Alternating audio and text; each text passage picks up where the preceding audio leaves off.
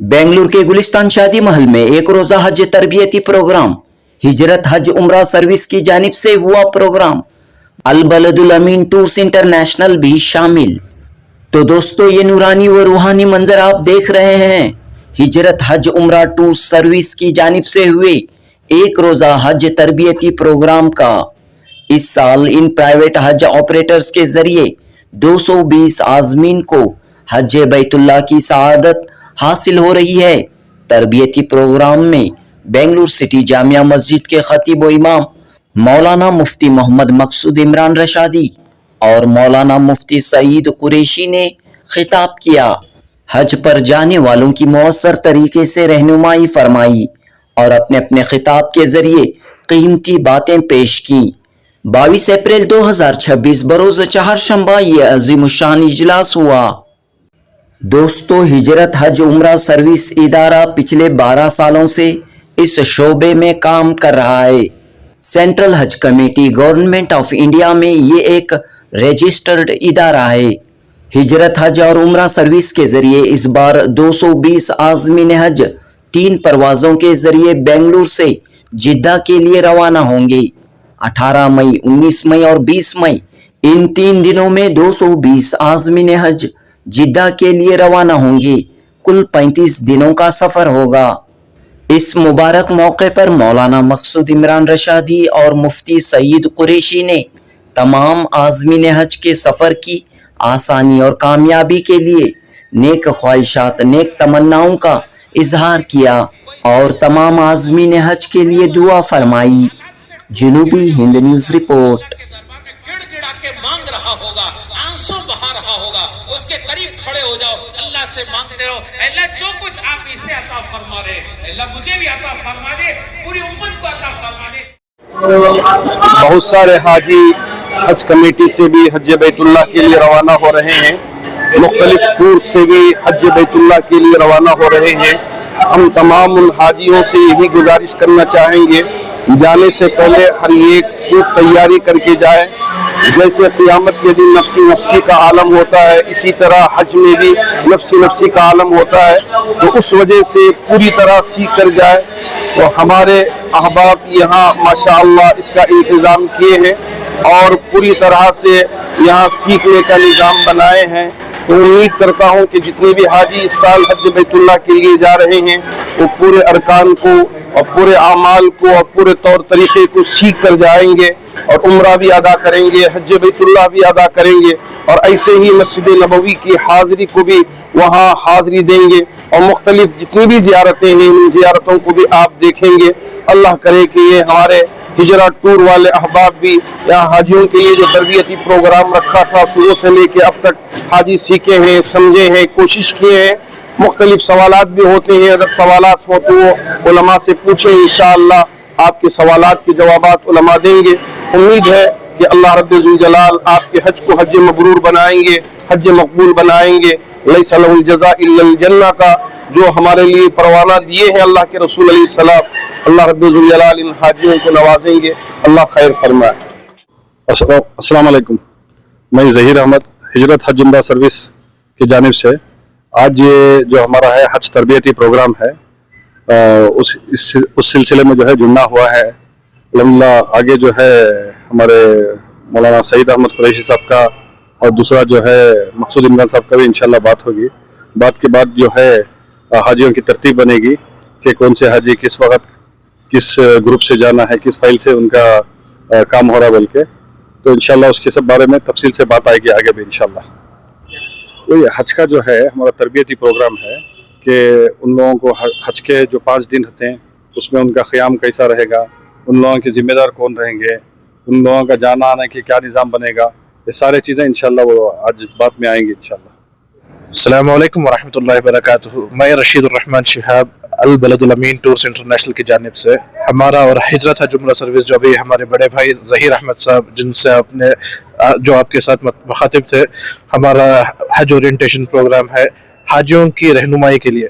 जो spiritual guidance है, जो हज के दिनों में स्पिरिचुअल गाइडेंस की ज़रूरत पड़ती है, हज के 5 दिनों में क्या क्या आयाम है, कौन से दिन कहाँ जाना है, इसके ताल्लुक से एक छोटी रहनुमाई जिसमें आज प्रोग्राम में مولانا مفتی سعید قریشی صاحب اور حضرت مولانا مقصود عمران صاحب رشادی انشاءاللہ آنے والے ہیں حاجیوں کی رہنمائی کے لیے. انشاءاللہ ایک سیشن ہے, ایک کویسچن اینڈ آنسر سیشن بھی ہوگا انشاءاللہ. ہر سال کیا ہے ایک جو اورینٹیشن پروگرام کیا ہے حج تربیتی پروگرام جس میں ویکسینیشن بھی ہوا کرتا تھا, لیکن اس سال حج بھون نے پہلے ہی ویکسینیشن عمل میں آ چکی ہے. تو یہاں پر ایک جوڑ ہوگا انشاءاللہ جس میں تمام حاجی ہوں گے, تمام حجاج کرام اور تمام ٹور آپریٹرز بھی ہوں گے, گروپ لیڈرز جو حج کے 5 دن ہو یا دوسرے دنوں بھی ہو حاجیوں کے ساتھ جو موجود ہوں گے, جو ان کی رہنمائی کریں گے انشاءاللہ وہ بھی رہیں گے. یہاں پر آپسی ملن بھی ہو جائے گا ایک دوسرے کے ساتھ پہلے ہی جانے سے پہلے. اس میں چلے بہتر ہے کہ جو آپ کے ساتھ مجمع ہے, گروپ ہے, اس کے ساتھ چلے تو زیادہ اچھا ہے. تو آپ وہاں سے مزدلفہ پہنچے, چاہے کتنی رات پہنچے آپ, لیکن مغرب راستے میں نہیں پڑے. آپ وہاں پہنچنے کے بعد اذان دے کر آپ مغرب اور عشاء ایک ساتھ پڑھ لیں. مغرب کا سلام پھیرے, کھڑے ہو کر عشاء کی اقامت پڑھے, عشاء کی نماز ادا کریں. عشاء کی نماز ادا کرنے کے بعد آپ مغرب عشاء کے سنتیں ادا کر لیں, وتر ادا کریں. آپ علیہ السلام یہاں پہنچے, آپ نے پہنچ کر آپ علیہ السلام نے یہاں آپ نے آرام فرمایا. مغرب عشاء آپ نے پڑھی, اس کے بعد آپ نے آرام فرمایا.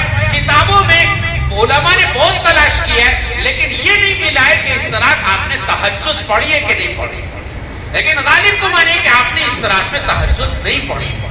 اس لیے کہ امت پر شفقت تھی, امت کے لیے راحت کا خیال تھا کہ امت کو معلوم ہوگا کہ آپ نے آج کی رات تہجد پڑھی ہے. اس فضیلت کو حاصل کرنے کے لیے یہ بھی مشقت کریں گے.